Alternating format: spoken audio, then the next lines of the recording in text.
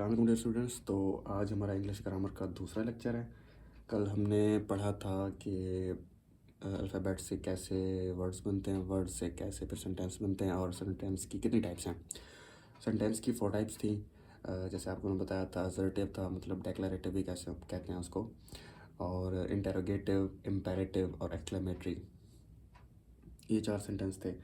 तो आज जो हमारा दूसरा लेक्चर है, इसमें हम पढ़ेंगे कि सेंटेंस के पार्ट्स कितने होते हैं और उनको मतलब हम कहते क्या, उनका नाम क्या है। तो जो है ना, सेंटेंस के 2 पार्ट्स होते हैं। एक होता है सब्जेक्ट, दूसरा होता है प्रेडिकेट। ठीक है।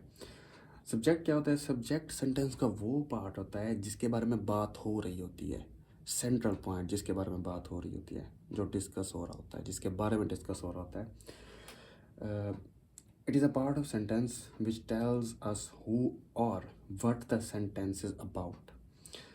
और इसकी एग्जांपल मैं आपको बताऊं, अली इज़ प्लेइंग, इसमें किसके बारे में बात हो रही है? अली के बारे में बात हो रही है, तो ये हमारा सब्जेक्ट है। द कैट इज़ स्लीपिंग, इसमें कैट क्या, ये हमारा सब्जेक्ट है। अच्छा, उसके बाद प्रेडिकेट क्या होता है? प्रेडिकेट वो बात होती है जो सब्जेक्ट के बारे में हो रही होती है। कोई भी बात तो सब्जेक्ट के बारे में हो रही होती है, उसको हम प्रेडिकेट कहते हैं।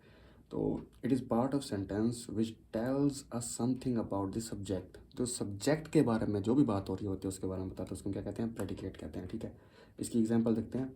अली इज़ प्लेइंग, तो इसमें अली जो है ना वो सब्जेक्ट है, और जो इज़ प्लेइंग है वो आपका प्रेडिकेट है। भाई अली क्या कर रहा है? अली खेल रहा है। ठीक है। द कैट इज़ स्लीपिंग, अब द कैट क्या है? आपको मैंने बताया ये सब्जेक्ट है, और साथ में इज़ स्लीपिंग क्या है? प्रेडिकेट है। ठीक है। अच्छा, अब आपको थोड़ा सा मैं क्वेश्चन दूंगा।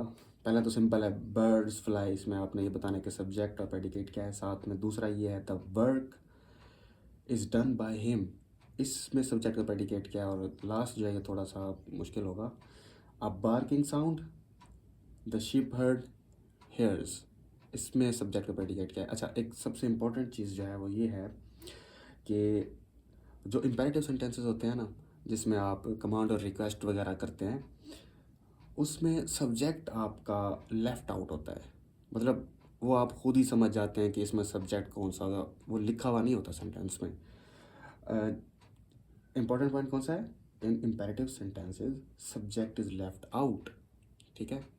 अब सिट डाउन, इसका आपसे कोई पूछे कि यार इसका वो सब्जेक्ट क्या है, आप कहोगे इसका तो सब्जेक्ट है ही नहीं, लेकिन इसका सब्जेक्ट है जो कि अंडरस्टूड है, यू, इसमें यू है। सिट डाउन, अब ये मतलब आपको कहा जा रहा है सिट डाउन, बैठ जाओ, तो इसमें यू जो है ना वो क्या है? सब्जेक्ट है। उसके बाद थैंक हिम, अब आप किसी को थैंक करोगे ना, तो इसमें यू क्या है? उसका सब्जेक्ट है जो कि लेफ्ट आउट है। आई होप आपको ये लेक्चर समझ आया होगा।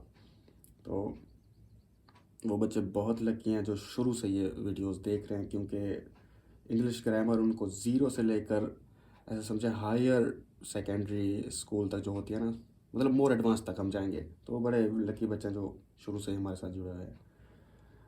तो आज का ये लेक्चर था सर। बाकी जो है ना, कल अपलोड होगा लेक्चर, उसमें हम पढ़ेंगे फ्रेजेस और क्लासेस वो क्या होते हैं। और जो है ना, अब तक के लिए इतना ही काफ़ी है। सो अल्लाह हाफिज़, thank you so much for watching this video.